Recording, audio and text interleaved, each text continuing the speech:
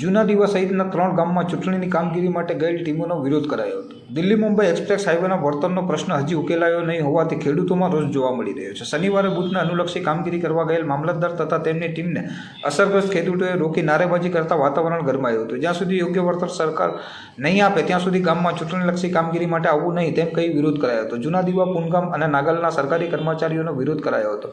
Express હાઈવેમાં Bharuch જિલ્લામાં સંપાદિત થયેલ જમીનમાં સરકારે જાહેર કરેલ એવોર્ડની રકમ સુરત, નવસારી અને વલસાડની સરખામણીએ મામૂલી હોવાના આક્ષેપ સાથે ખેડૂતો વિરોધ કરી રહ્યા છે. કેટલાક ગામોના એવોર્ડ અંગે વિવિધ કોર્ટમાં કેસ પણ ચાલી રહ્યા છે. જૂના દીવાનો 852 અને પૂનગામને ₹660 એવોર્ડ જાહેર થયો હતો, પણ તેને નેશનલ હાઈવે ઓથોરિટીએ કોર્ટમાં ફટકાર્યો હોવાથી ખેડૂતોએ હજુ સુધી વળતરની ચૂકવણી થઈ નથી.